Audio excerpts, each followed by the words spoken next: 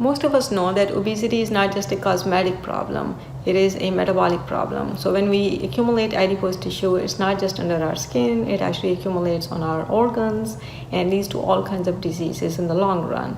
Obesity is now the leading cause of death and disability globally, at least indirectly. So we need to do everything we can to mitigate it.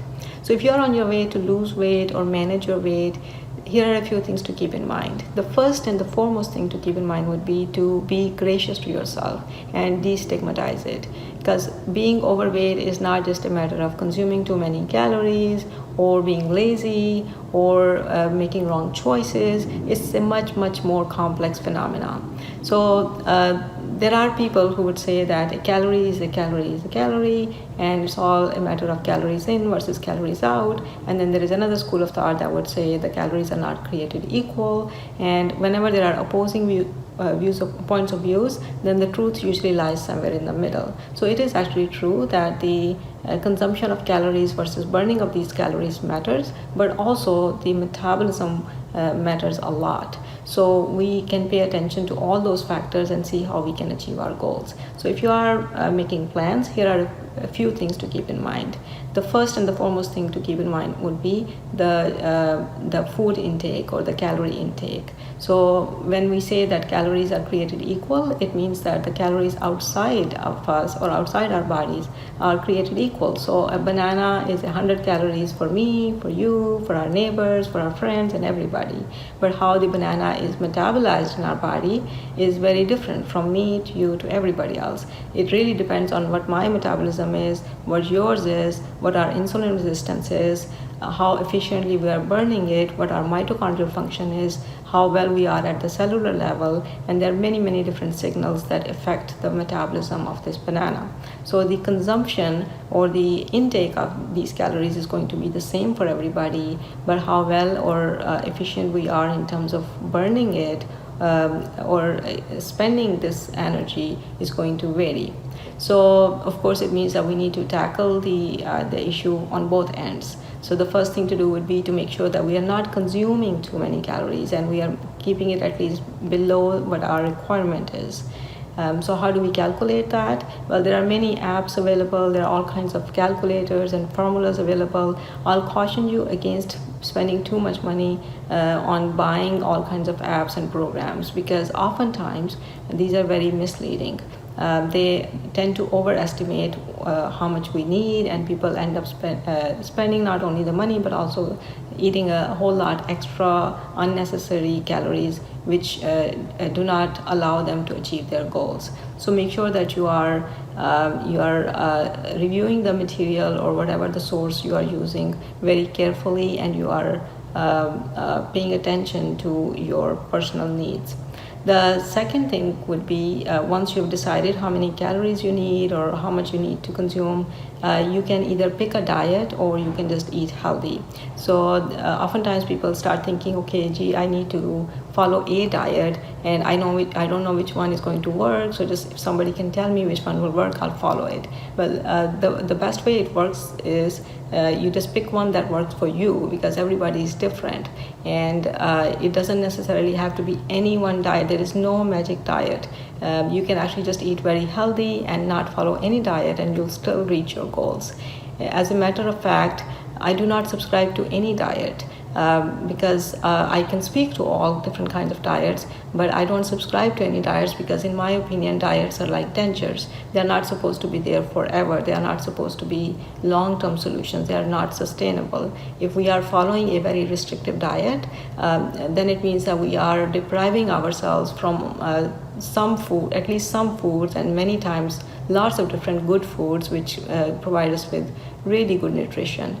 So we don't want to be doing that. We in general just need to be eating very healthy.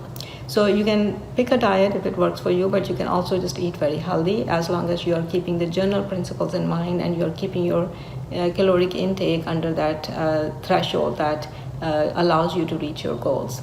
The next thing to do would be, which is extremely important to do, would be to pay attention to your metabolism. So there are many things we can do to support our metabolism. There are many things that affect our metabolism and can ruin our our weight loss efforts. So we will go in the order. So in order to optimize our metabolism so that we can reach our goals, here are a few things to keep in mind.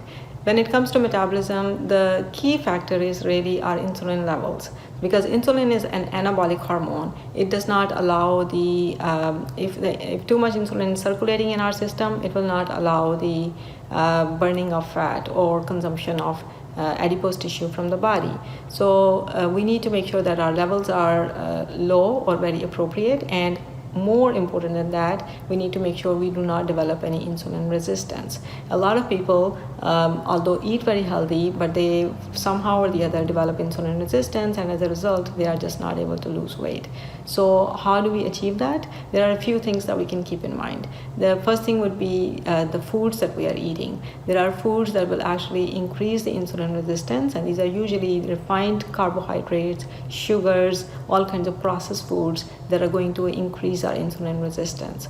So what are the processed foods and the refined carbs? Well, foods that go in the pantry that you can just store forever, and if you look at the ingredients and read the nutrition label, you can recognize a lot of those things. So if those are the foods that you're buying, just stop buying those foods. Those are the foods that are going to lead to insulin resistance. Then the next thing that we need to make sure is that we eat some of the functional foods that will improve our insulin sensitivity. So what are some of those foods? Like capsaicin and some teas that will improve our insulin sensitivity. Now keep in mind that this effect is very marginal, so you don't want to just rely on it very much. You can use all kinds of functional foods, but if you follow it by eating like a donut, it's not going to work because it will override the beneficial effect of the functional foods.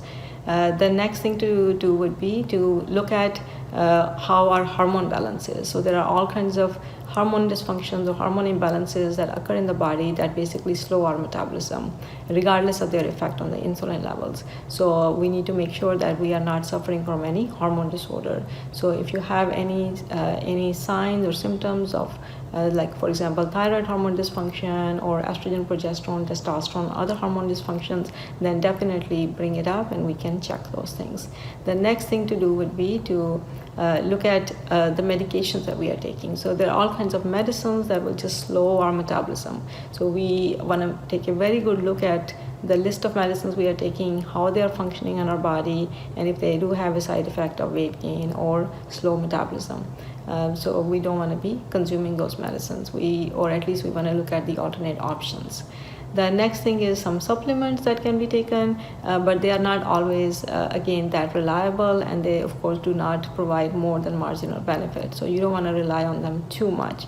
Again, not only that, you want to make sure that you are not getting any poor quality supplements which can cause toxicity and all kinds of other damage in the body. The next thing that we can do to improve our metabolism would be looking at our sleep.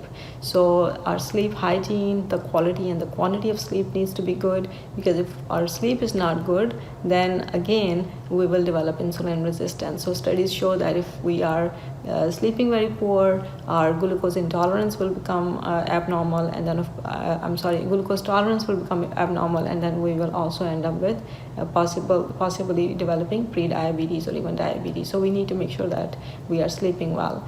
The last but not the least thing to keep in mind to improve our metabolism would be exercise. So exercise has a major, if not the most major role to play to boost our metabolism. Whenever we exercise, not only we spend extra calories and burn all that extra energy, but also we rev up our metabolism for the subsequent hours. So for every 1 hour of HIIT exercise or good cardio exercise that we do, sometimes our metabolism can stay high for the next 24 to 48 hours.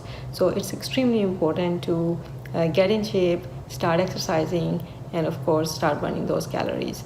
So these are the things that help us achieve our optimum metabolism. And then the last piece of it is our genetic predisposition. So there are people who are born with certain set of genes or have alterations in their genes where they will be predisposed to being overweight or obese. But keep in mind that genes are not the decision makers. Genes are just suggestions. They are like committees. They make suggestions, and they do not determine our destiny. So we can alter the expression of these genes, and that is called epigenetic modification. So if we eat healthy, if we keep our metabolism optimum and healthy, if we exercise and do all these things, our genes will not necessarily express themselves in a negative way. So as an example, I personally have all those genes that are associated or linked with obesity, but thankfully I'm not expressing those genes because I do not allow the epigenetic modification of those genes in such a way that they lead to accumulation of adipose tissue in a detrimental way. So after doing all of these things, hopefully you'll be able to achieve weight. Now here are a few weight loss tips. So once you've lost the weight that you wanted, congratulations. The next goal is to maintain that weight loss and not go back to the original weight.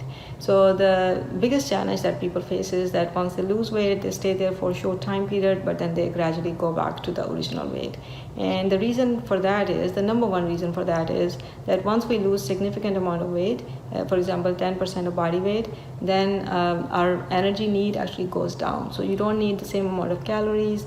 Generally speaking, people end up with slower metabolism also, so they need even lesser calories now, and it becomes very challenging. It becomes a very uphill battle. So what do we do to solve this issue?